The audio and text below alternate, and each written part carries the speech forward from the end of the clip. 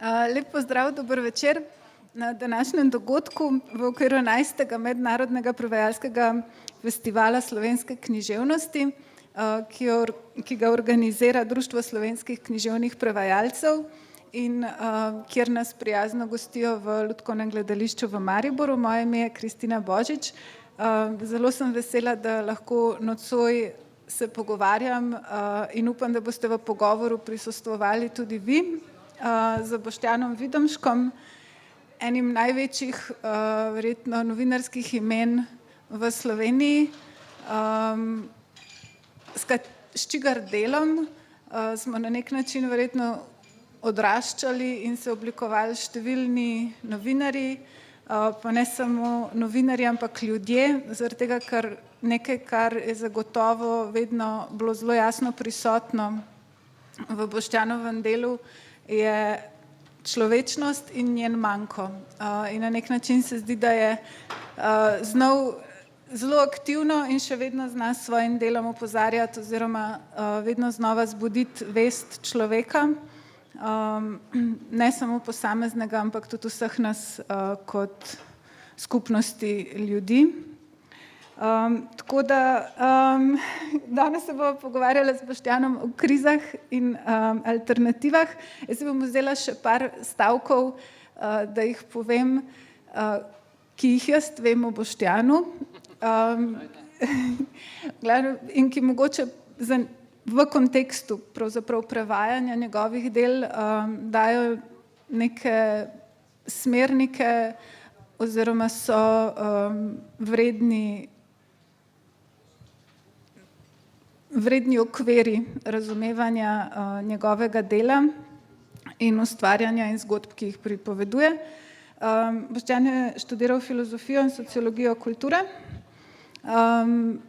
Pisal v bistvu je že zelo, zelo dolgo oziroma vse skozi je predvsem novinar, pripovedovalec zgodb z v bistvu stališča in vidika ljudi oziroma tistih predvsem, ki ponavadi v sodobnem novinarstvu vse bolj nimajo glasu.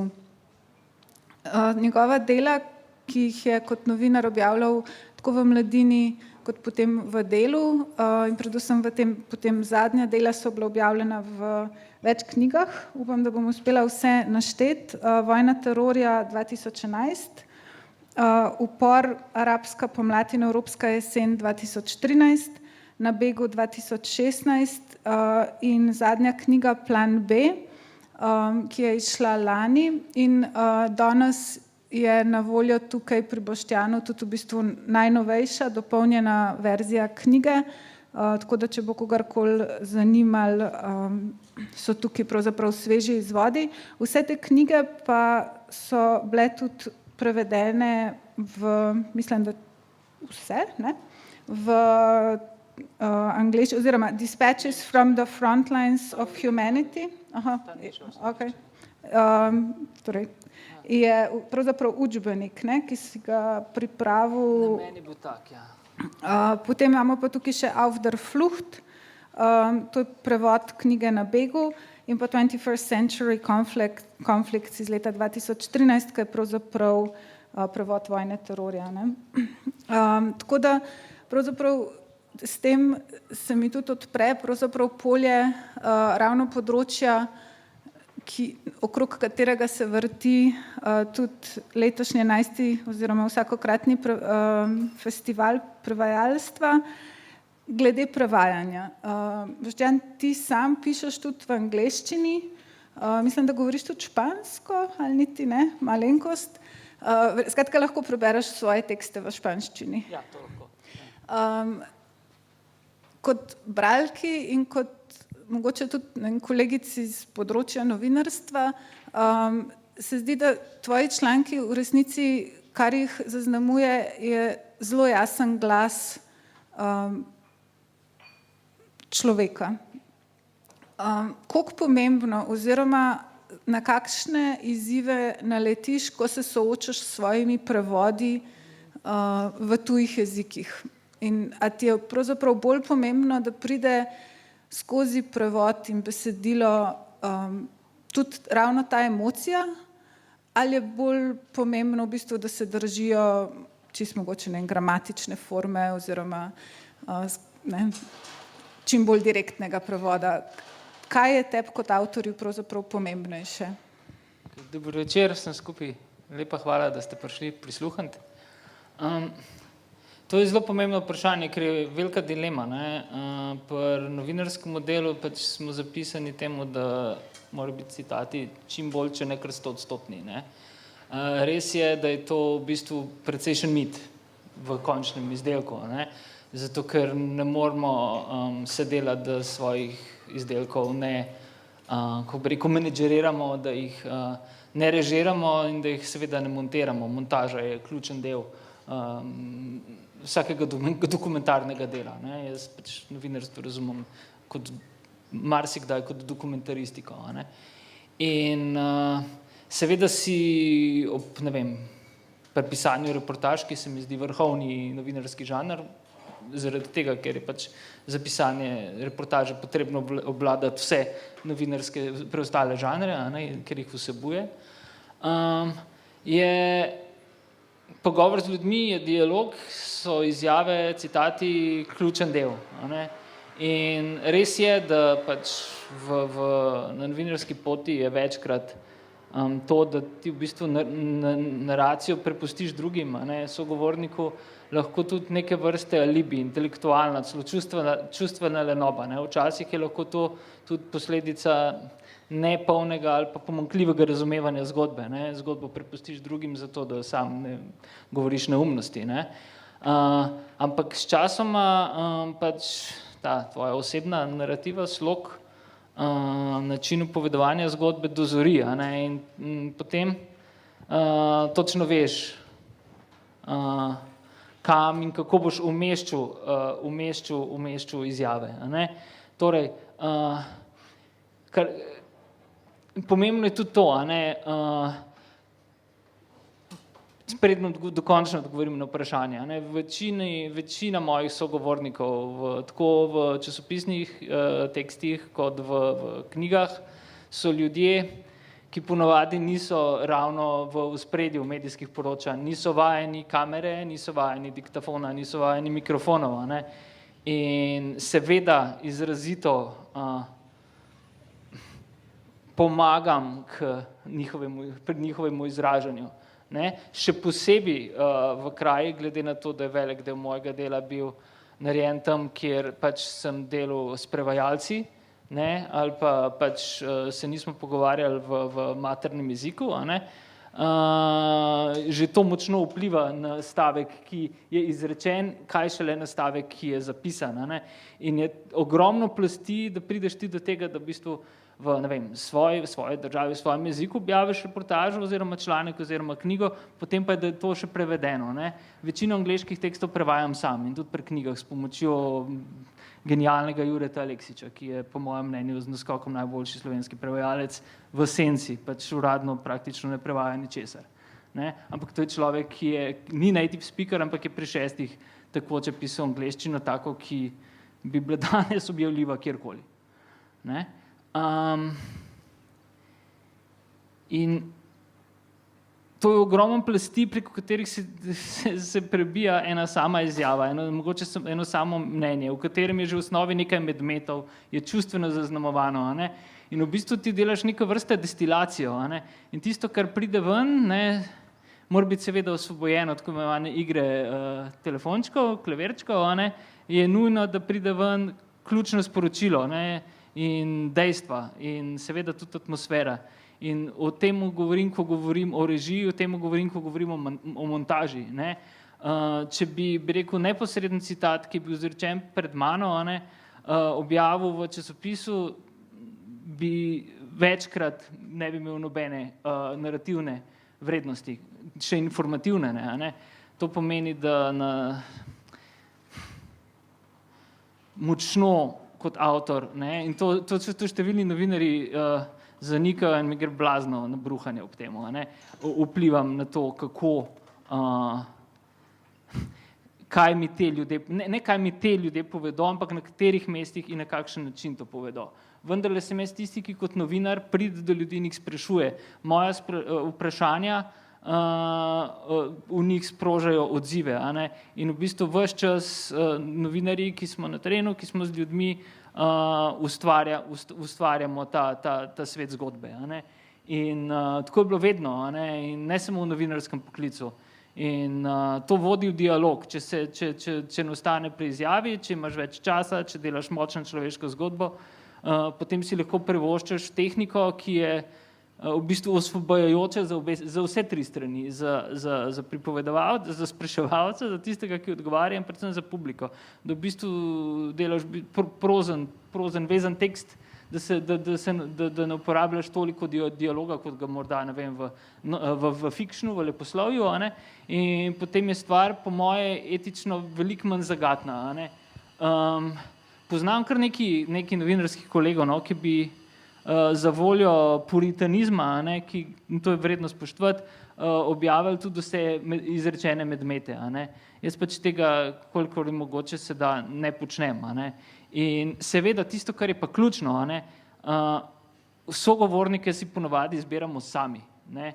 In s tem seveda tudi določamo, kako bi rekel, potek zgodbe, potek tekme, potek igre, ne, in je enako narativa. In na drugi strani zelo veliko se kot vedno in kliše, ki ga je vedno treba uporabljati, se v prevodu lahko zgubi. Ne. Je pa res, da v postprodukciji, a ne, ima človek več časa kot v realnem času, v realni produkciji, in takrat se je mogoče, in vem, to je tisto, v čemer pa pač kot, ne samo kot novinar, recimo tudi kot, ne vem, avtor, veliko resnično uživam, a ne, si lahko privoščiš tudi to, da se igraš s tekstom, delaš na besedilu in seveda potem čistiš, izboljšuješ, pa ne na škodo resnicoljubnosti, tudi dialoge, citate. Zdaj, če jaz prav razumem, v bistvu del, ki se ga prevaja oziroma ki je predmet, je ta uvodni del, ki deluje na nek način tudi bolj kot uvod v knjigo, ki deluje bolj kot esej, lahko kot esej. Spomnim se tudi, da nekoč si rekel, da ne, čez nekaj let pa boš šel v beletristiko skorda oziroma boš pisal romane, ampak lahko tudi, da sem narobe slišala. Sem to rekel več. Dejstvo je tudi, da si v resnici avtor gledališke igre Rokova modrina. Še kakšne, ki sem pozabila na njo? Love story o Emilu Zatopku tudi. Okay. Zdaj, te različne, skratka, imaš občutek, da ko pišeš ta različna besedila in te različne zgodbe, so kakšne bolj prevedljive oziroma kaj ti te različne forme dajejo? Ti dajejo več prostora pravzaprav kot novinarstvo, ne vem, ali je to uvod v knjigo, ali je to gledališka igra, ali je to nekaj, kar šele prihaja oziroma se spogleduješ s kakšnimi drugimi literarnimi področji? Mislim, najlažje prevedljiv, a ne, in to tudi kot nek avtoprevajalec, no, ali pa ne, vseeno živim nekako vzporedno v 3 jezikih, ne. Je prevajati staccato ritem, ne, kako bi rekel, nekaj, kar je v bistvu, če se malo glasbeno izrazim, v bistvu na 3 akordih, ne, nekaj, kar je zelo hitro, kar je odrezavo, kar je čisto, kar je kratko, ne, in to pomeni, to ponovadi niso analitični teksti, ne, to ni esejistika, ne, to ponovadi je res taka dialogue-based reportaža, ne, in tudi zaradi tega, ker na ta način tudi preko jezika, preko barve, preko emocij lahko pričaraš vzdušje in ne vem, tako se mi zdi, da je tudi jezik tisti, a ne, s katerim, mislim, predvsem jezik tisti, s katerim lahko ponazoriš, preneseš dogajanje, a ne, ne vem, če recimo opisovanje bombardiranja mesta v severni Siriji opisuješ premehko, razvlečeno, a ne, mislim, da je to težko to prevesti, težko se je s tem istovetiti bralcu, a ne, vstopati v tekst. Hočem reči, teksti, ki so v bistvu, kako ne rečem, Hemingwayevsko preprosti, celo primitivni, ne, v najbolj lepem smislu primitivni, osnovni, primarni celo, ne, so najlažje prevedljivi. In teksti, ki so po mojem mnenju najlažje prevedljivi, so hkrati najbolj učinkoviti, najbolj natančni in velikokrat tudi najbolj resnični. Ampak a je pa to pravzaprav najtežje pisati? Mislim, v novem planu B to ni product placement, ne, je poglavje v nuklearni fuziji. Ne. Kot družboslovec sem, ko sem se lotil pisanja te knjige, ne, v njo vstopil kot popolnoma naravosloven defekt. Bil sem globoko naravoslovno hendikepiran, tako kot velik del slovenskega izobraženstva. A ne. Naravoslovje je izrazito zapostavljeno v tej državi, pa tudi kje drugje. A ne. In je bilo to izrazito težko. A ne. In seveda z radikalnim samoizobraževanjem in prebiranjem in študiranjem se je začel vstopati tudi jezik je lahko družbosloven in je lahko naravosloven. In tukaj sem v bistvu prvič v življenju resne težave, kako pisati, kako se lotiti zgodba. Ne.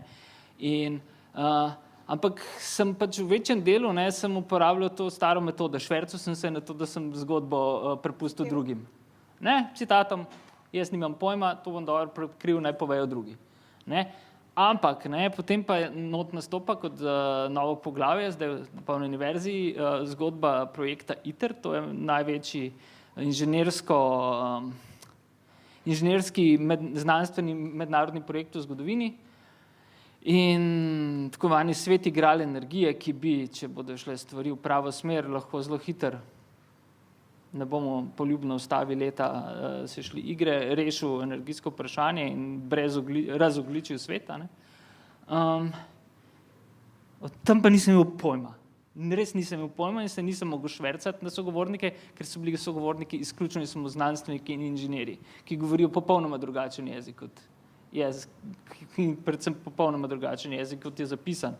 In sem se mogel tako izrazito posvetiti študiju nuklearne fuzije, da sem bil sposoben najprej sam sebi razložiti osnove na način, kot da bi spraševal znanstvenika, ki bi mu verjel. To pomeni, da meni kot praktično takrat ne več popolnemu, ampak še zmeraj velikemu naravoslovnemu omejencu, lahko zapleteno stvar, kot je nuklearna fuzija, nekdo razloži samo, ki jo res tako prekleto dobro razume, da jo bom tudi jaz kot idiot lahko razumel. In to je bil moj pristop k pisanju, ne, tega poglavja. In se mi zdi, da mi je prvič v življenju ratalo naučiti se nekaj zares novega. Ne. S tem imamo novinarji velike težave, ne, ker skačemo iz tem, smo večkrat površni, zmanjkuje nam časa, in imamo na voljo veliko orodij za kompenzacijo, celo nadkompenzacijo. Tukaj tega ni bilo. In je občutek izjemno dober, zato ker sem bil po tej zgodbi, ker kar naenkrat, ne vem, po parih mesecih delanja na tem sem v bistvu jaz o tej zgodbi začel razlagati drugim. In to pa pomeni, da moraš v bistvu nadgraditi, osvežiti ali pa spremeniti ali pa na novo oblikovati tudi jezik. In tega teksta pa nisem bil in ne bom nikoli, po moje, sposoben prevesti sam. Ne? Ker je tako znanstveno zapleten. Lahko ga samo v svojem maternem jeziku uporabljam. Lahko grem na podcast, ne vem, na Geographicu, kjer je bilo to objavljeno in govorim o nuklearni fuziji, ne? Ampak zgolj kot o fenomenu. Pisati pa v tem razen splošno preprosto ne morem, ker ne posedujem tega znanstvenega besednjaka. Zato pa bi mogel preživeti 6 let na Cambridgeu. Ko pa pišeš komu? Skratka, si to razlagal svoji mami, babici, očetu, sebi. Mlajšemu nekemu otroku v šoli? Ja. Nekomu, ki o temu praktično ne ve ničesar. In redko se je zgodilo, da pač v svojem modelu zadnja leta sem pisal o stvari, v kateri tudi sam nisem vedel ničesar. Tokrat sem pisal, ne, in v primeru nuklearne fuzije. In v bistvu sem si rekel, da je ta zgodba objavljiva šele v trenutku, ko jo bom sam razumel, in razumel sem jo tako, da sem v bistvu najprej napisal sam zase. Ne? In to je ta poseben občutek. To je zelo težko razumeti, če se res ne živiš tega, pa se ne ukvarjaš praktično, ne vem, 12 ur, 30 let s tem vsak dan. Ne? Ampak to je skrajna specifika. To je tako, kot da bi čez noč, pač vedno se poslužujem športnih analogij, ki so mi najbližje, če bi čez noč popolnoma zamenil celoten motoričen sistem, če bi iz nekega statičnega športa šel v hudo dinamiko, če bi šel iz, ne vem, eksplozivnih šprinterskih mišic v počasne ultramaratonske, recimo. Ne. Popolnoma je treba spremeniti duha in telo za to vrstno pisanje in pristop. To pomeni, da bo zdaj drugače pisal, kot si do zdaj? Ne, to je v bistvu sam dokaz, da lahko pišem drugače, ker si želim več mehkobe, si želim več prožnosti, tudi neke človeške topline v zgodbah, neke ne zveni prepoceni, pač nekega humanizma. Ta zgodba je pa res tako trdo znanstvena, da jo je razen v določenih točkah nemogoče outsourcati samo sogovornikom. In je preprosto treba tehnologijo v detalj razlagati. Tega pa nočem delati. Ne, zdaj še tja. Okay. Naslov pogovora danes je o krizah in alternativah. Novinarji zelo radi govorimo o krizah, ampak dajmo to obrniti zdaj tako, da se bomo pogovarjali o publiki.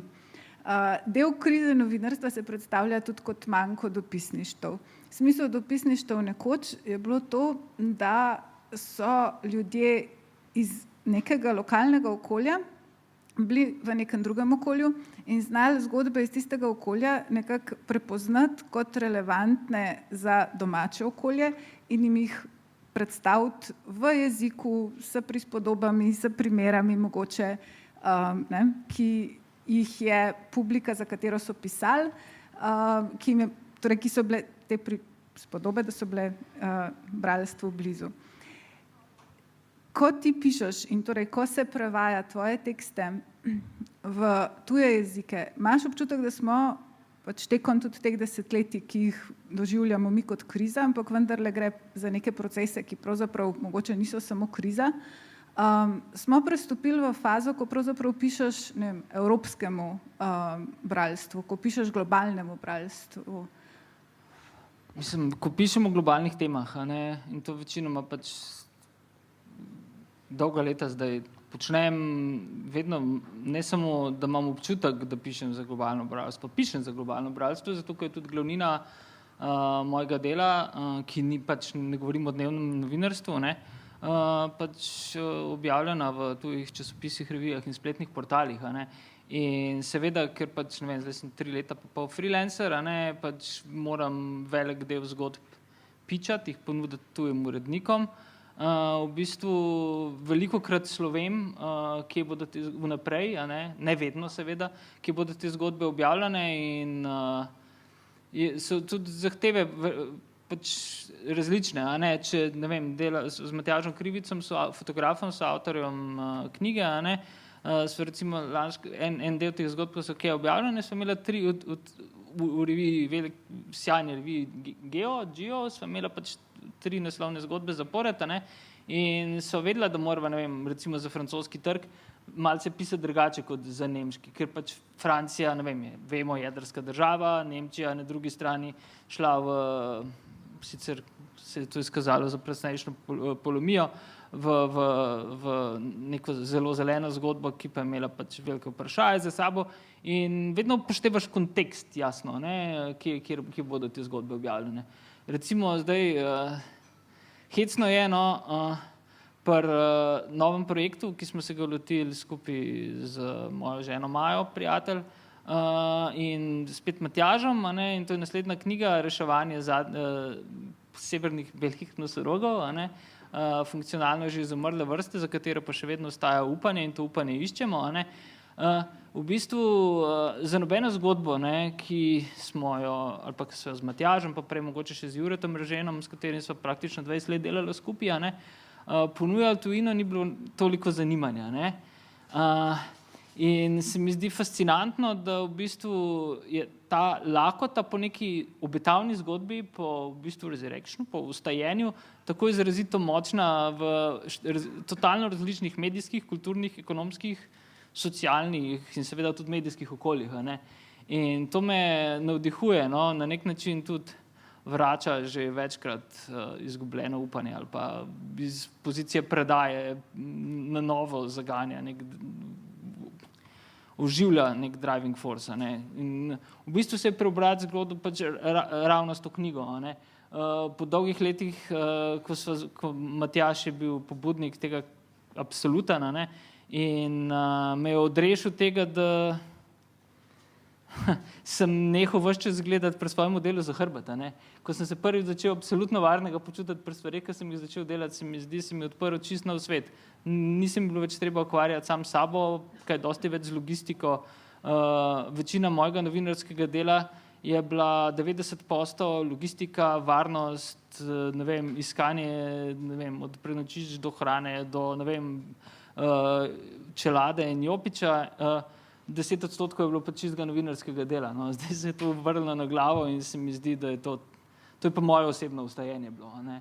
In nikakor se ne mislim več vračati na polja smrti. Ne. Zanima me izključno in samo še nekaj tazga, čemur se v anglosaškem svetu reče konstruktivno novinarstvo. Ne. Nekaj, kar ponuja odgovore, ker ne postavlja samo vprašanj. Novinarji se zelo egoistično večkrat postavljamo vlogo, ne, mi nismo kle, da dajemo odgovore. Zdaj bi uporabil vrsto kletvic, seveda, da smo kle, da dajemo odgovore. Kdo drug bo dajal odgovore? Ves čas smo v stiku z ključnimi svetovnimi dogodki, z upravljalci sveta, z žrtvami, potujemo po svetu, ves čas komuniciramo, smo eden redkih poklicov, ki je ves čas, razen če nočeš iti v maloro naslednji dan, primoran k totalnemu agresivnemu samoizobraževanju, ki je ves čas tako v športu na preverjanju, kjer ni praktično nobenih abstraktnosti, seveda, da ponujamo odgovore. Imamo znanje, imamo izkušnje, imamo terenski pristop, imamo vedenje in imamo etično zavezanost. In postavljati vprašanja je absolutno premalo. Absolutno jebeno premalo. Ne? In ne vem, star sem 46 let, 30 let živim od novinarskega dela. Kdaj, če ne zdaj, lahko ponujam odgovore. In to je moja prva knjiga z odgovori. Vse, kar bom naslednji pisal, delal v življenju, novinarskem seveda, ne, profesionalnem, bo vezano k iskanju nekih rešitev. Ne? In tudi zato, seveda, to je pa druge vrste eskapizem, ker nimam več osebnih kapacitet za človeško tragedijo. Preprosto ne morem več. Poglejmo, kaj se je zgodilo minuli vikend v Kabulu. Slediti nečemu, za kar vem, kako se bo končalo. Leta, če ne desetletja vnaprej. Ne? En skupen prijatelj in v bistvu mentor Ervin je vedno rekel, da pa če si česar novinar ne sme privoščiti, ali pa to vsaj javno ne početi, zasebno to počnemo ves čas, je, da napovedujejo dogodke. Seveda, da moramo napovedati dogodke in večinoma jih napovedujemo pravilno. Kdo drug razen nas ta svet lahko razume? Kdo drug? Povej mi en poklic.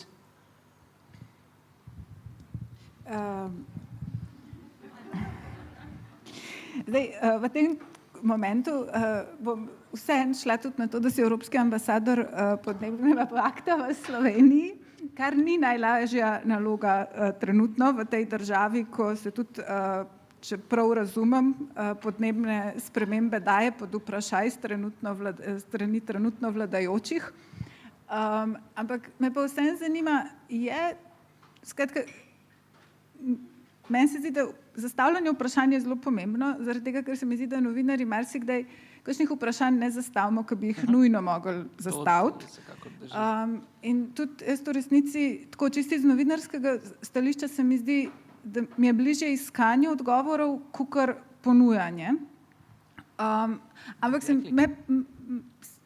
mi zdi pa fair enough, A je to zate tudi v bistvu pač preskok, mislim, ne preskok, pa ne izstop ali kakorkoli, ampak pač sprememba v bistvu zgodb, ki jih pripoveduješ, ali pa tudi načina, kako jih pripoveduješ ravno v tem. Skratka, je to mislim, razumeš to kot zorjenje in je to nekaj, kar velja tudi upoštevati, ko se bere in prevaja tvoje tekste. Da. Seveda. Ne? Mislim, zelo natančno si povedala to, kar prej jaz nisem. Iskanje odgovorov je to, kar želim. Iskanje odgovorov je proces. Ne? Iskanje odgovorov je proces. Pač odgovore najdeš ali jih pa ne. Ne vem, za plan B sva pač 4 leta potovala po svetu in sva iskala primere najboljših praks, obstoječih praks za spopad s podnebno krizo, recimo z Matjažem. In sva jih najdla, je enako odgovori. Ne? Trdo je treba delati za to, da pač do teh odgovorov prideš. Treba pač imeti tudi neko kanalizacijo, selekcijo tega procesa. Ne? V bistvu se odvaditi instantnosti, hitre navdušenosti, ne? Ki je tukaj zelo možna, ne? Bi ves čas tudi treba gledati v zobe. Sam po drugi strani sem ravno pri podnebni krizi zdaj verjetno zvenel kot že zelo politično, aktualno politično celo. Ena od ugotovitev, ki močno vpliva na moje delo v zadnjem času, se mi zdi, in tudi na neko osebno življenje, je, da je podnebna kriza, lahko rečemo kar stopnjujoče se stanje, tako akutna, in to tudi najbolj, bi rekel, brutalno omejenim posameznikom je moralo to poletje dati vedeti, kam gremo oziroma kjer že smo, da si ne morem, da je to v bistvu neke vrste skorda vojna, ključna frontna črta še zdaleč ne le človečnosti. In v taki vojni si ne moremo privoščiti luksuza, privilegija izbire zaveznika.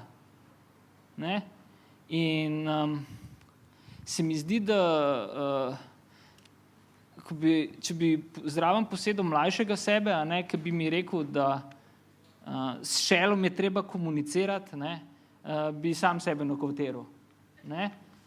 Zdaj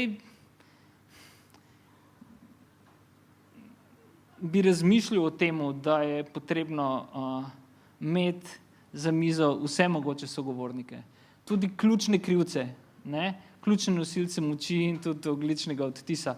Ker ti samo z prenašanjem, to je tisto, kar Michael Mann v svoji zadnji knjigi The Climate Wars zelo jasno pove, z alienacijo, z občutkom nemoči, z občutkom, da je za vse kriv posameznik, z ločevanjem doma odpadkov, s plačevanjem takšnih ali drugačnih okoljskih ali pa drugih etičnih odpustkov, se ne premakne popolnoma nič. Zato, ker pač emisije toplogrednih plinov tako izrazito hitro naraščajo, da je nujno potrebna neka radikalna globalna koalicija. Radikalna globalna koalicija, ki pa po mojem mnenju ni mogoča, žal, to mi je kot, staremu punkerju zelo težko reči, z grassroot možnostmi. Tudi, ampak ne samo. Če ključni akterji podnebnih sprememb, ključni krivci zanje, Združene države, Kitajska na ravni držav, tudi Evropska unija seveda, in potem en kup podjetij, ki so pač v malem procentu avtorji enormnih emisij, ne bo sprejelo neke skupne odločitve, ki bo seveda, roko na srce, imela za sabo tudi ekonomski interes, potem bomo v roku 10 let živeli v marsikje v svetu, kjer se živeti ne bo več dalo. In ne pozabimo, da že vsaj zadnjih 15 let ali pa tam recimo 21. stoletju Glavnina konfliktov, glavnina vojn, oboroženih spopadov poteka tam, kjer je najbolj suho, najbolj vroče, kjer je voda ključno gonilo konfliktov, kjer so posledice podnebnih sprememb že dolgo najbolj očitno in najbolj radikalno vidne. Od Bližnjega vzhoda do delo Srednje Azije, do Sahela, Severne Afrike. In v bistvu še vedno v nekem okoljsko, morda geografsko, tudi seveda socialno-ekonomsko privilegiranem okolju podnebne spremembe oziroma podnebno krizo razumevamo kot nekaj, kar se dogaja drugim. Potem se zgodi julijska Nemčija, se malce zdrznemo, ker se s tem lahko že identificiramo, se zgodi Belgija, se zgodi malo Avstrija, se zgodi tornado na Češkem in gledaš hiše in gledaš okolico, se ti zdi, da se je to zgodilo praktično tebi in potem se s tem lahko poistovetiš. In tu vstopi Daniel Kahneman in naša nezmožnost po njegovi presoji človeškega neposrednega odziva na grožnjo, ki ni tukaj in zdaj, ki ni neposredna. In se mi zdi, da je pa tukaj vstopa, da nismo evolucijsko omreženi na nekaj, kar nas neposredno ne ogroža. Recimo tovornjaki, da bi pred nami, ne da bi razmišljali, odskočili. Sposobni smo refleksov, ne pa refleksije evolucijsko. In tu vstopa delo novinarja. Mi smo tisti, ne samo, ki moramo, ko govorimo o pisanju, o podnebni krizi in iskanju rešitev tudi. Nismo samo tisti, ki bi opisovali, kako se dviguje gladina oceanov, kako izginjajo gozdovi, kako se kopičijo emisije v ozračju in kako se hitro tali permafrost in metan postaja veliko hujša grožnja kot ogljikov dioksid, ampak smo tisti, ki moramo to razumeti v političnem, socialnem, ekonomskem, kulturnem, civilizacijskem, vsesplošnem kontekstu in to z vsakim svojim javnim nastopom, tekstom, besedilom, dokumentaristiko, televizijskim gostovanjem upovedovati. In zato sprejem, bi rekel, ambasadorstva Evropskega podnebnega pakta, zato tudi plan B. Zdi se mi, da pač tega res luksuza, da stopim stran in do konca življenja se igram nek totalen privilegij te v bistvu couch alternative, je neskončno, milo rečeno, neskončno nespodobno tukaj in zdaj. Skratka, tvoja vpletenost in angažma v to, kako se teksti berejo in kaj pomenijo, je evidentna. In zdaj novinarji v resnici imamo več na nek način bralcev, preden ponavadi tekst pride do bralstva. Prvi je urednik in potem, če nič drugega, še lektorji pridejo, v nekaterih primerih prevajalci.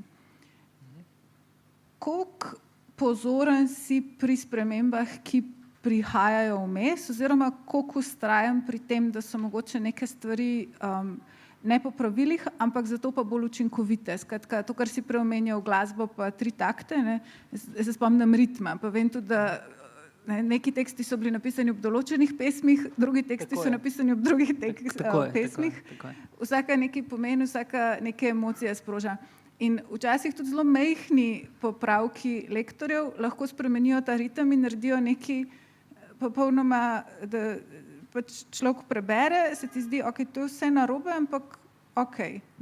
Lahko pa v bistvu, če je malo drugačen ritem sam ali pa punktuacija, kot se reče verjetno, je lahko v bistvu, to je nekaj narobe, klej treba nekaj narediti.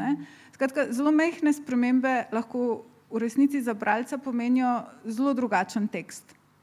Koliko pozoren bralec končnih rezultatov si, ko pride, skratka, si prebral, dobro, angleške prevode, kaj pa Auf der Flucht, mislim tako, ali pa kakšne druge tekste, je problem to ti brati, koliko si navezan na ta tekst, kje vidiš, da...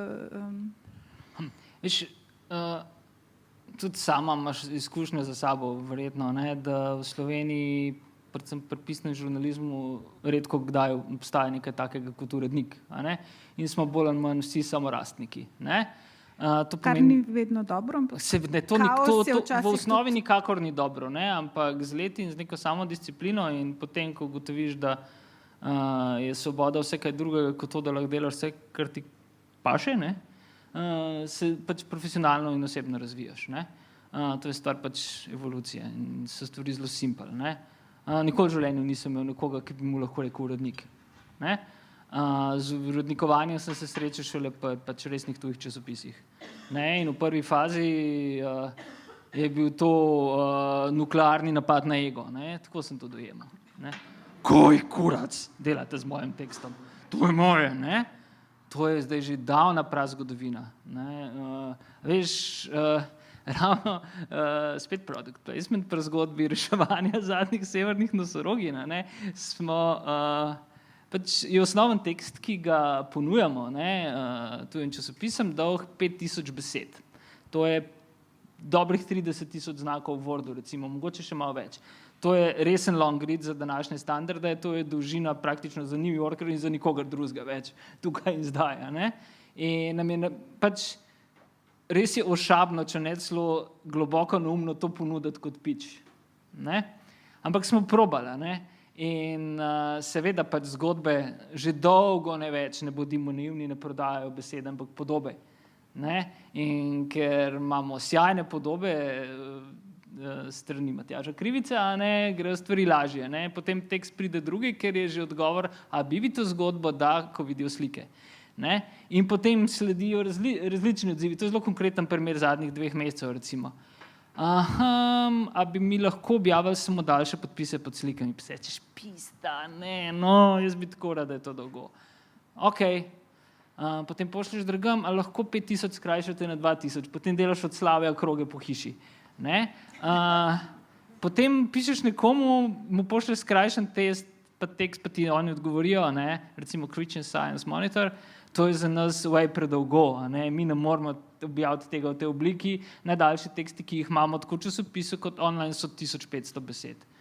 Predlagamo, da skrajšate na 600. To je longer caption, to ni nič, to ni noben tekst. In pa pošlješ 800 besed in upaš, da bo šlo skozi in gre skozi in si spet vesel. Ampak pa prodaš to zgodbo 10-krat v različnih oblikah, drugače napisano, drugače strukturirano, z različnimi, 10 različnimi uredniškimi navodili, vsak resno jemlje te tekste in seveda tudi fotografije in se naučiš ogromno. Na stara, cinična leta, ko se praktično, po 30 letih v enem poklicu zelo težko naučiš še kaj novega. In to je čudovita izkušnja. Samo bi rekel, najprej treba ta avtorski ego oklestati. Avtorski ego se pa oklesti s tem, samo s feedbackom. Ko si zadovoljen in zadovoljen z odzivom na svoje delo. In to nikakor ni in ne sme biti samo trepljanje, ali pa v bistvu nek tak mehurček upovedovanja zgodbe znotraj prepričanih, tvojega osebnega ali pa razširjenega kroga ali pa nekih podmnožic, ki ustrezajo tvoji osebni in profesionalni sliki. Takrat, ko v bistvu ima tvoje delo, novinarsko delo, realen učinek. To je težko merljivo in ne samo, da se težko dosegljivo, ampak zelo redko dosegljivo. Ampak, ko je to doseženo, pri meni se to v življenju zgodilo mogoče 2-3 primerih, pa lahko vsaj zase rečem, sem najdel nek oseben mir, v primeru Mehmeda Alića pa Ramija, in zaradi njiju in neposrednega vpliva novinarskega dela na 2 človeški življenji, mogoče še več, vključujoč njuni družini,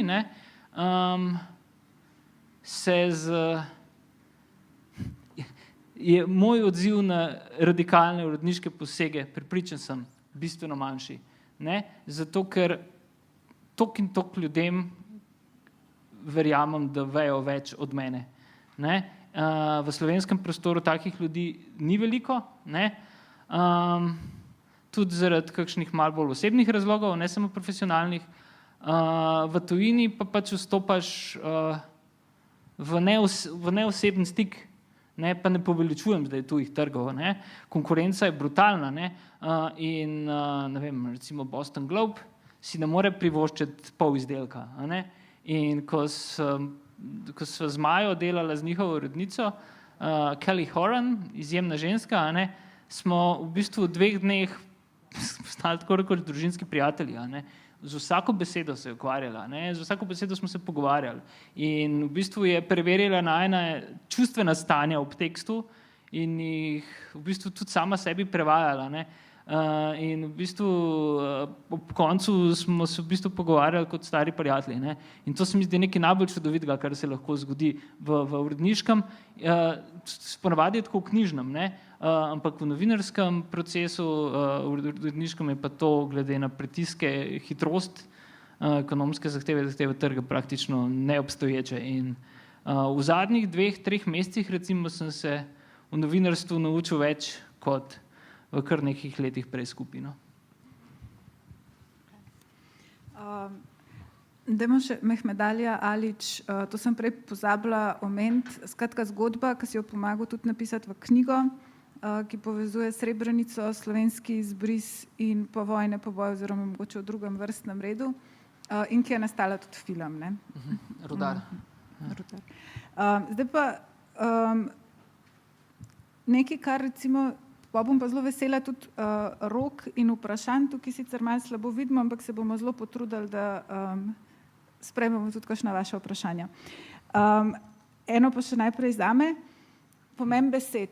V času begunske krize recimo smo, oziroma in tukaj se takoj zdaj butnem po glavi, ne, skratka, v času prihoda beguncev v Slovenijo, ne, smo, vsaj del novinarjev recimo prišli do neke refleksije o tem, kako pomembno je, kakšno besedišče uporabljamo za opisovanje nečesa. Koliko recimo je to zate pomembno, koliko pride to kasneje za tabo tudi z refleksijo? Prej, ne, si recimo govoril o vojnem stanju zaradi podnebnih sprememb. Je to nevarno v smislu tega, kar je bilo prej v nekem momentu omenjen self-fulfilling prophecy, ne? Tako, ali pač ne. Ravno pri podnebnih spremembah, ne, je samo uresničujoče se prerokba optimističen scenarij, v resnici žal. Ne, stvari se dogajajo tako hitreje. Ne. Zadnje poročilo, ne, Mednarodnega panela za klimatske spremembe se v bistvu še malce drži nazaj, ne. Zato, ker se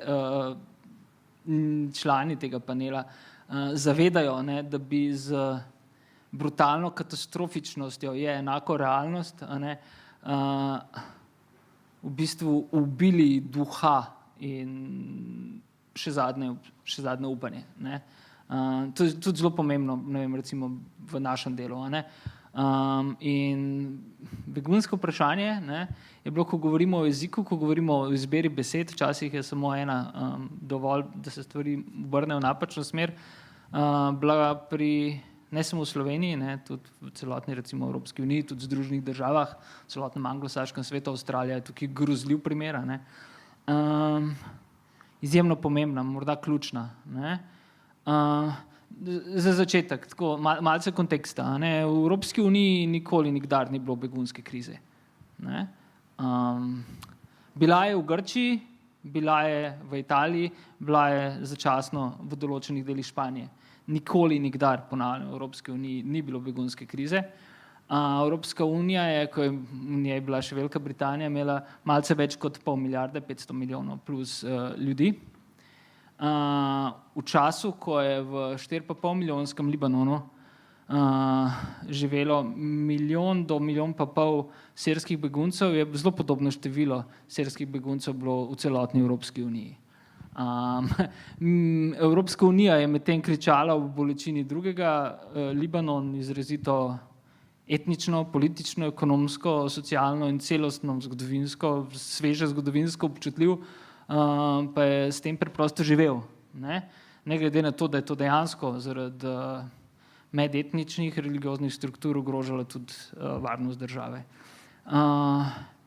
Skratka, ne, ko so ljudje na begu pred vojnami, revščino, podnebnimi spremembami, bežali proti Evropski uniji.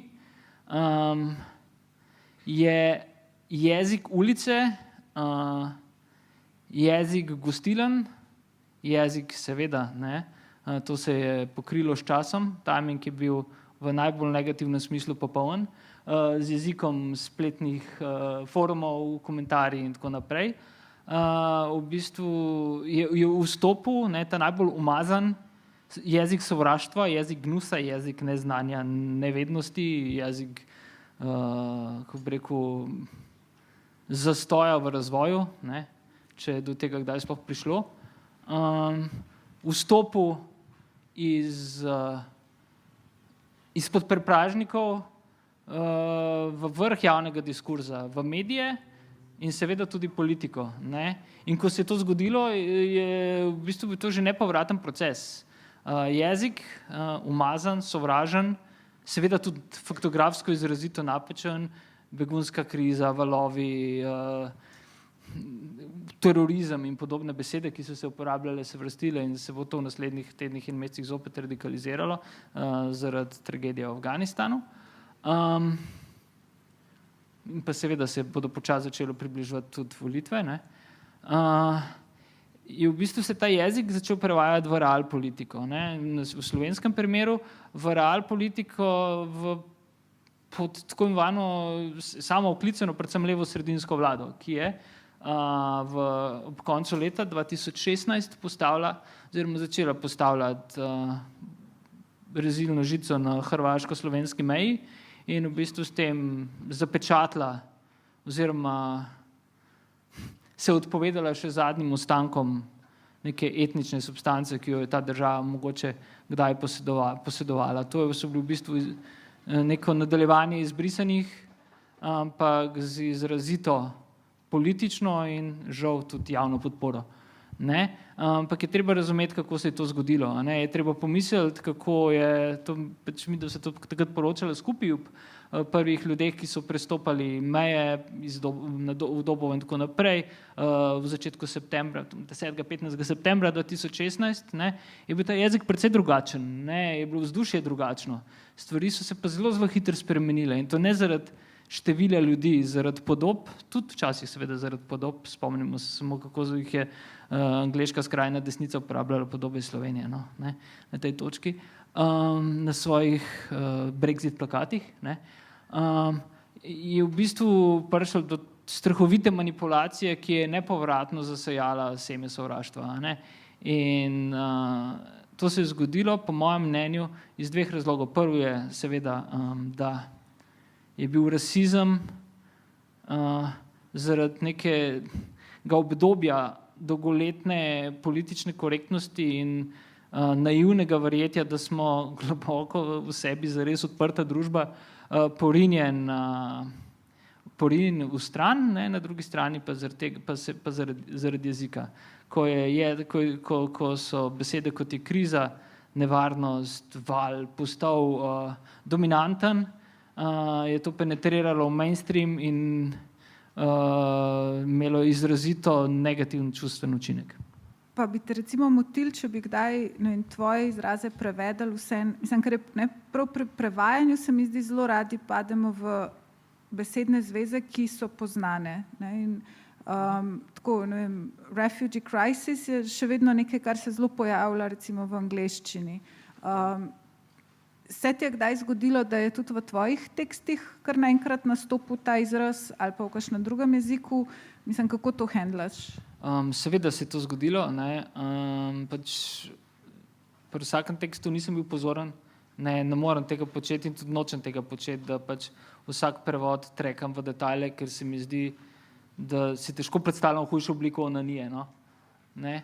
Ampak pri tistih, ki so mi bili pa tako, no, najbližje srcu in sem vedel, no, ali pa slutil, da bi, ali pa seveda predvsem želel, da bi lahko imeli nek impact, učinek, ne, sem pa večkrat naletel na to, recimo, ne vem, te debate sem imel tako zoprne s politikom in Middle East Eye-om, čisto konkretno, a ne, kjer se je No, tukaj lahko omenim še Economist, ampak v nekem drugem kontekstu, kjer je jezik, v katerem se upovedujejo zgodbe, namensko algoritmičen, temelji pač na stavkih, ki to je zdaj navodila, ki sem jih od določenega urednika enkrat dobil. Stavek ne sme biti daljši od 6 besed, od tega moraš uporabljati vsaj 2 keywords. To refugee crisis je v pisanju bila gotovo ta sintagma ena izmed njih. In ne samo to, recimo na Economistu so že 2010, če se ne motim, v bistvu, ko so vzpostavljali pač ta web community, zelo uspešno, v enem letu so pridobili 1 milijon spletnih bralcev, takrat z novim poslovnim modelom, eden prvih tovrstnih, ki je deloval, so v bistvu za isti tekst napisali v 6, 5, 6, 3, 10, kdaj različnih variantah in jih dali v bistvu, kako se temu reče, neinteresnim skupinam, tem testnim skupinam v branje in so po odzivu zbrali tistega, pač, ki je imel najmočnejši vpliv, ki je bil najbolj bran in izkazalo se je, da ravno keywords in to so tiste, ki delujejo in da v bistvu je ta algoritem potem prenešen tudi na številne, se zdaj v bistvu gorijo v spletnih portalih, v časopisu so stvari vseeno bistveno drugačne, veliko več svobode in manj samocenzure, po moje, kot je na internetu. Na internetu, kljub temu, da je ogromen krepa, velik del vsaj resnih, močnih medijev stvari dela izrazito strukturirano, natančno, premišljeno, algoritmično. In to zmanjšuje prostor za human interest zgodbe. To seveda zmanjšuje prostor, to, kot si v bistvu povedala na začetku, tudi možnost, da ljudje pripovedujejo o sebi in v bistvu narativo ponujajo nosilcem moči ali pa uveljavljenim nekim resnicam pa v resnicam in na tem temelji pol pač seveda tudi branost. In tudi zato se formati skrajšujejo tudi online, razen seveda, če izstopaš iz mainstreama, so formati pač dolžine tekstov vedno krajši. Zato, ker je, poprečna branost nekje 48 sekund, nekje minuto 40, če pa imaš dolg tekst 20,000 znakov, je pa to gotovo 15 minut branja. It doesn't sell. Kakšno vprašanje? Ja, tam je ena roka. Zdaj pa, vi kar povejte na glas, mi bomo pa kle ponovili, pa ne vas ne moti, zato da bo šlo, da se bo zaradi snemanja. So vaše predhodne knjige reportaže ali ne? Ja, glavnina mojega novinarskega dela so v resnici reportaže. In predhodna knjiga pred planom B je Dispatches from the Frontlines of Humanity, a book of reportage. Je v bistvu naberek pač po lastnem izboru nekih reportaž, ki sem jih zbral zato, da bi v bistvu moja osebna ambicija je bila, da bi pač, vstopil nek anglosaški novinarski kurikulum, tudi akademski.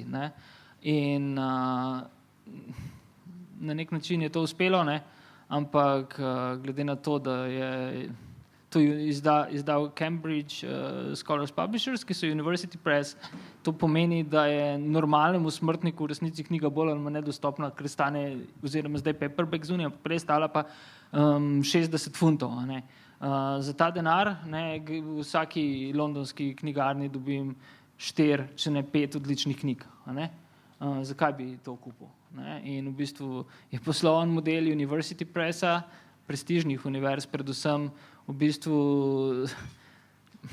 čim bolj nabiti ceno, ker to potem odkupijo knjižnice, določeni akademiki, ki so v Roosterju, in v bistvu oni od tega živijo sjajno.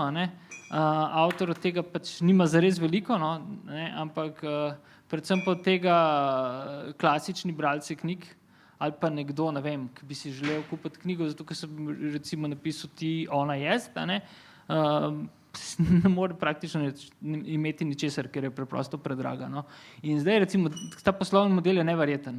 2 leti pa pol, dobre 2 leti pa pol potem, ko je ta knjiga išla, pa dajo, kot da je čist nova knjiga za ISBN kodo, na trg paperback, ki je seveda več kot pol cenejši, ker so pač tisto staro naklado razprodali in zdaj pač v te poskušajo pa še od bi rekel navadnega človeka nekaj zaslužiti. Izjemen posloven model.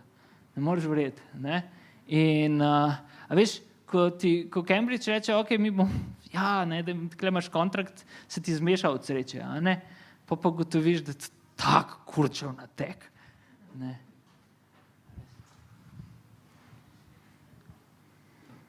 Še kakšno vprašanje? Aha. Tam zadnji še pa tole spredi. Kako je z reportažami v Sloveniji? Aha. Ti odgovor. Ne. Točno to veš, če ne še več o tem, kot jaz.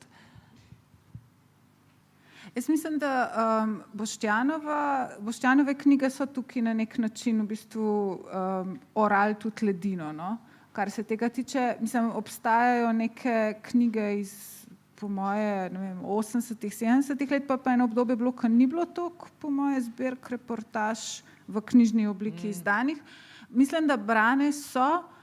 Problem je, da v časopisih se jih načeloma stanejo, pa se jih veliko prevaja trenutno iz nemškega časopisja. Ampak zdaj ne pa Boštjan še odgovori.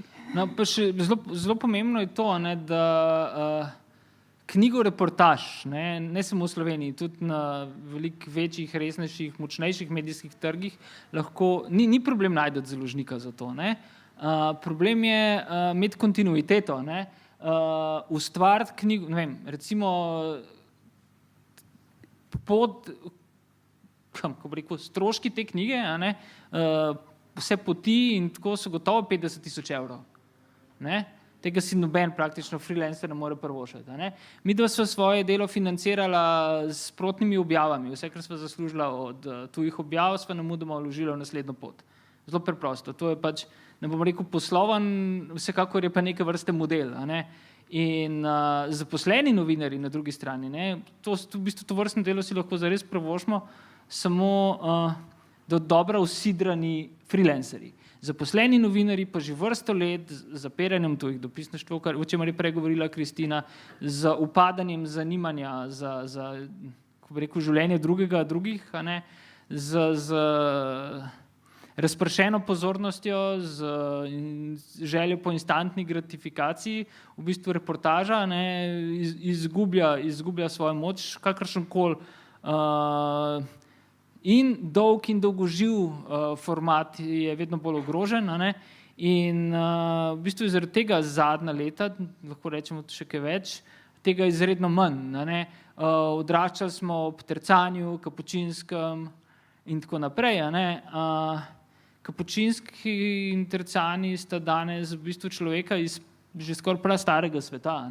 In tudi ko, ne vem, po tujih knjigarnah hodim in iščem knjige reportaž ali pa v bistvu literarnega žurnalizma, če smo malo bolj široki v tem opisu, ker dejansko gre za literarni žurnalizem, izumirajoči žanr, je tega tako prekleto malo. Nikakor ne samo v Sloveniji. V Sloveniji je pred 2 leti išla fantastična knjiga literarnega žurnalizma od najnega skupnega kolega prijatelja Andraža Rožmana. To je tisto, čemur se reče vrhunski literarni žurnalizem. Kjer si človek dovoli veliko več kot pisec, kot bi si dovolil navaden novinar, kjer ga vleče tudi v poezijo, kjer sprejema in podaja vrednostne sodbe, kjer ima jasne etične, človeške, kakršnekoli prioritete, kjer z razlogom nagovarja javnost in ima za svojim delom tudi jasen, oseben, profesionalen in etičen cilj. In to je mogoče zgolj v dolgem formatu in ob kontinuiranem delu na eni stvari. In da imaš pa knjigo, reportaž, moraš biti pa, ne vem, recimo v Dispatches je, če sem pozabil koliko, mislim, da 3x8, 24 reportaž, za vsako je bilo poprečno 2 do 3 tedne, marsikaj bistveno več terena, toliko in toliko priprav in toliko stroškov. To je, ko razmišljamo o tem, da ta knjiga sploh lahko bila narejena, se mi zdi v bistvu na nek način neverjetno za nazaj. zato tako pač nekaj te more zelo, zelo drivati, voditi, nek tak radikalno obsesivno-kompulzivna motnja mora biti, da se z tega vlaka, za katerega veš, kam pelje, ne izstopi. A ne? In moraš biti res zelo trmast in resilient obenem, vzdržljiv in vzdržan po drugi strani, da to vrstna oblika novinarstva ali pa povedovanja zgodb preživi. Ne? Ampak to ni, kako bi rekel, neomejena količina te energije, tako kot ni neomejena količina empatije, ne, ki pa je za to vrstne zgodbe, torej pač tesen stik z ljudmi, ves čas komunikacija, dialog, stik, nujno potrebna. No. Tudi zato je prišlo na nek način, vsaj pri mojem modelu, do enega obrata. No.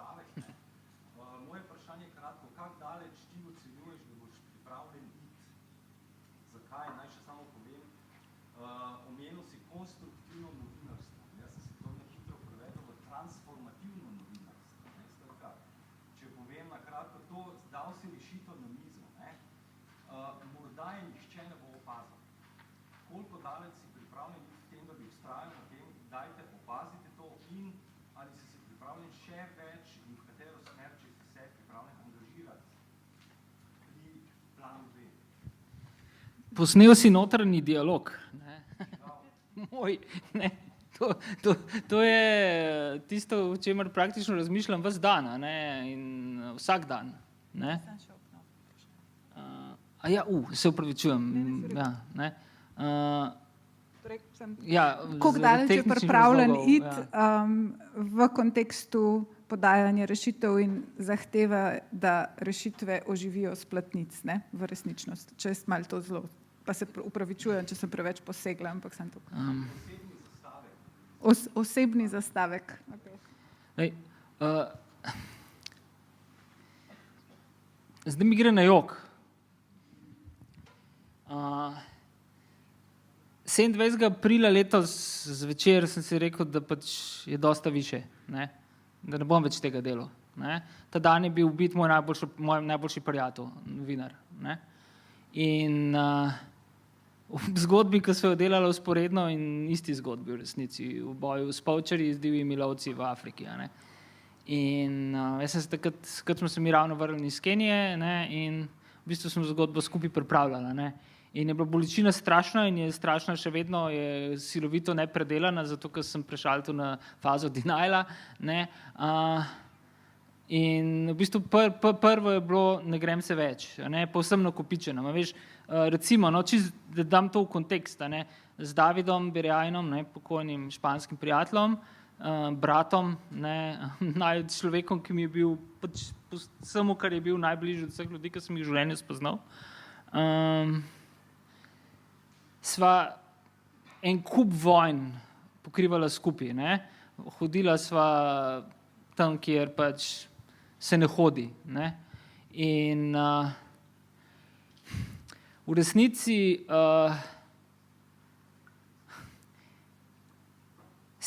nisem mogel potem, ko sem zvedel, da bi biti predstavljati, da bi lahko te stvari še delal sam. Ne, ker tudi, ko sem jih delal sam, ne, sem imel Davida v mislih skozi zraven, njegovo možnost presoje. Ne. Obenem, ne, je pa naju družilo tudi to, da so ves ta čas, ko sva delala skupaj, pokrivala vojne, ne, večinoma, ne, ki se do danes še niso končale. Pokrivala sva večne vojne, ne, in od Iraka do Sirije, od Afganistana do Libije, lahko naštevamo nedogled Darfurja, Demokratične republike Kongo, Somalije in tako naprej, Gaze, konec koncev. In se je že prej pri obeh nakopičila enormna frustracija, ne, da v bistvu delo, ki ga upravljava, je ob koncu dneva, če nima neposrednega učinka, torej ne, mi sveta rad bi rešil svet, seveda, da bi ga, zato sem začel to delati, ne.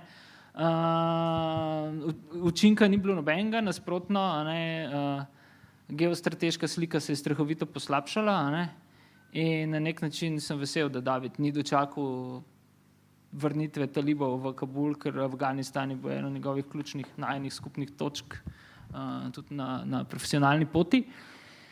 In je tudi on naredil podobno transformacijo, ne, če uporabim tvoj izraz, pa je bil namenjen sicer v drugo smer, ker sem jo naredil jaz, pač vojne je pustil za sabo in začel iskati odgovore v okoljskih vprašanjih, v zaščiti ogroženih vrst, v boju z divjimi lovci in s podobnimi sredstvi, ne, na terenu, z vsemi pač novinarskimi sredstvi, ki jih imamo na voljo. In vojne je preživel, ne, spopada z okoljem pa ni, ne. In kar nekaj časa, ne, to zdaj izkoriščam za terapijo, izgleda, ne, kar nekaj časa sem bil čisto zmrznjen, nisem mogel dati nič od sebe, ne. Saj se je že zgodilo, da je umrl, bil ubit kak novinarski kolega, ne, ampak to je prišlo pa najbližje, kot je mogoče, ne. In po prvem vzgibu, ne, da bom to vse pustil in da se bom ukvarjal samo še z živalmi, ne več z ljudmi, zato obstaja še vedno velika možnost, ne, kajti moja vera v človeštvo je v najboljši dan izrazito omejena, nič ni bolj precenjeno kot človeštvo, ne. Na drugem mestu se je po temu po želji, po umiku, po hitrem koncu, nedefiniranem v resnici, se je pojavila želja po maščevalnosti. Jaz grem narediti zgodbo o teh kurčevih, fašističnih, religioznih manjakih v Sahel. To je bilo, bi rekel, s pomočjo Maje doma hitro urejeno z nekaj takimi ali drugačnimi šamarji. In pol tretje, kar se je pojavilo, je pa to, kar zdaj traja že vsaj 6 tednov, mogoče 2 meseca, je pa denial, delam se, da se ni zgodilo nič, in probam delati svoje stvari naprej, ampak ravno to, kar se dogaja v zadnjih dneh v Afganistanu, in tisto, kar predvidevam, da se bo dogajalo v naslednjih dneh, tednih, mesecih, me zopet vrača k temu temeljnemu vprašanju, ali se splača, zakaj to delam, zakaj to delamo. In tukaj in zdaj na to ne poznam odgovora. Uporabljam, Nefer je to do njiju, Berglo v imenih Mehmedalija in Rami, ampak tukaj in zdaj to ne pomaga, zato ker pač tudi v tem primeru je treba tako profesionalno kot osebno naprej. In če povem iskreno, se zdaj počutim pač ujetega v času in prostoru. Ne vem več zares, kaj lahko kot novinar še dam družbi, približno pa vem, kaj lahko dam svoji vsaj neposredni pa malce širši okolici kot človek. Ampak pripoved zgodb se vendarle zdi tisto, v bistvu, ki je izjemno močna. Mislim, tako meni se zdi tudi v Palestini, kar mene vedno na nek način vrne, je njihova to, kar oni čemu rečejo perseverance. In je tako zelo težko včasih, ampak zdi, da če njim gre, če zmorejo, mi se lahko vsaj potrudimo. Pa možnost izbire imamo za razliko. Ja, absolutno. Mislim, da s tem tudi pride določena druga teža, se zdi vedno, pa druge dileme, pa drugi problemi, pa tako, ampak včasih je lažje, če ti nekdo s pištolo, ki imaš pol mer na glavo, ki veš, da so možnosti zelo majhne oziroma pač omejene. Ampak se mi zdi to vztrajanje in tako, ne vem, tvoje delo se mi zdi, da je na nek način poklon tudi vsemu temu. Torej, tudi če so boji, kako se reče, nesmiselni oziroma če tokrat fejlamo, je pomembno, da se jih pove, tudi iz perspektive ravno teh, ki so bili na nek način poraženi, zato da bodo naslednjič mogoče drugi, ko jo nadaljevali te boje, ali propadali bolj uspešno, ali pa mogoče nekoč tudi uspeli. Ne? In se mi zdi, da zgodbe vseeno nekako to človečnost, mislim, prav skozi tvoje delo vendarle ohranjajo pri življenju. Ne? Je pa res, ne, da pridemo tudi do enega plakata, ki se ga spomnim iz 2012-2014 protestov, ko je eno majhno dekle na ramenih očeta imelo napis nič ni več sveta, vse je bruto in neto. Ne. Kar pa verjetno pripelje nas tudi do poučarjev, ampak okej. In kapitalističnega sistema. Nič novega na tem polju. Ne. Ne, bi rad dodal nekaj temu. Ne? Pač to, kar počnemo, ne, pa to, kar počnem, je stvar popolnega privilegija, stvar izbere in nikoli in nikdar nima pravice jamrati. Ne? In v svojem, pač zato tudi, ko novinar postane zgodba, se novinarstvo konča. In zelo redko, kdaj se poslužujem nekih osebnih izpovedi, no? Če je le mogoče. Ne?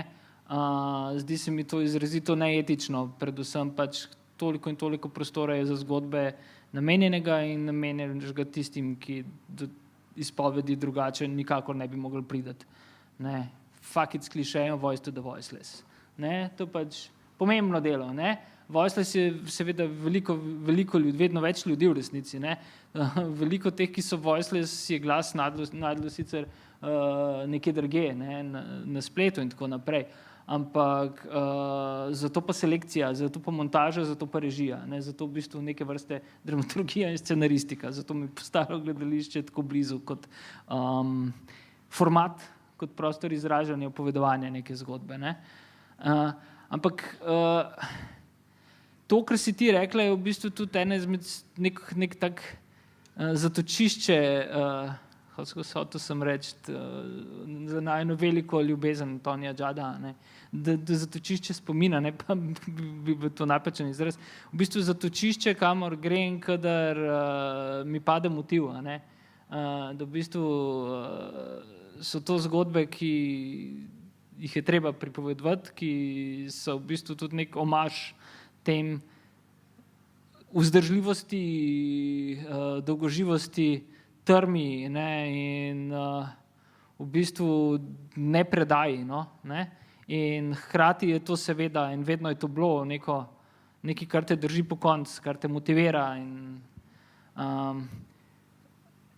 v bistvu, veš, v mojem primeru je tako bilo vedno, ko sem začel to delati, je pač moja mama izredno zbolela, ne.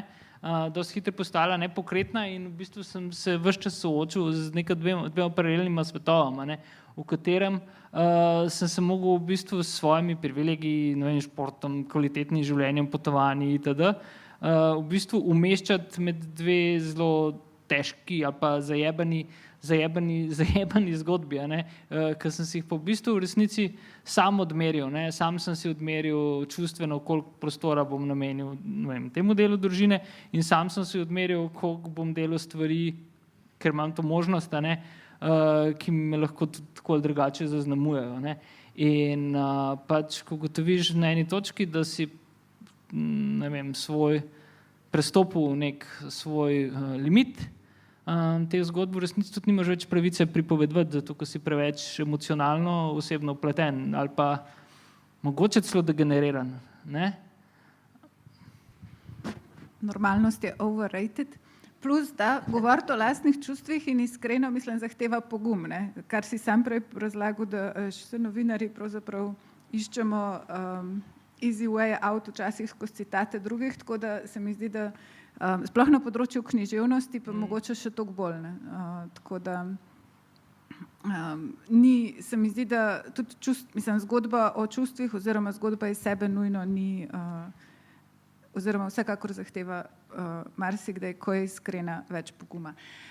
Še zadnje vprašanje vzamemo, potem pa mislim, da vas pustimo, zaradi tega, ker smo že malo onkraj planiranega časa. Tako da, Jaz nimam vprašanja, imam samo en komentar na to, kaj si rekel prej, Boštjan.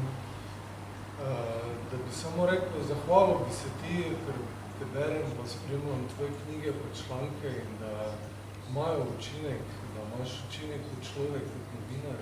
Mislim, da tudi na prihodnjo generacijo ljudi, ki pišejo, tudi mlajši od mene, moji sošolci, ki spremljamo. In jaz bi samo to rekel, da nažalost te še ne poznam kot človeka, ampak koliko zdaj vidim, koliko nastopaš, pa iskreno govoriš o sebi, te spoštujem tako kot novinarja, kot človeka in ko ti bo enkrat dovolj, ti bo pač dovolj, da se ne rabiš za nič sekirati, nisi sam, bomo drugi vlekli voz naprej, pa še drugi zadaj pridejo, tako da pač samo kapo dol, no pa hvala.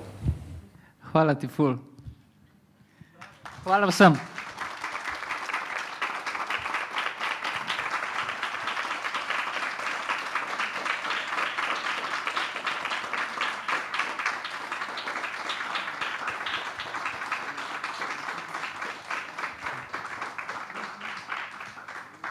Tako da jaz bom kar dovolila, da besede kolega novinarskega Žiga Brdnika zaključijo na nek način ta večer.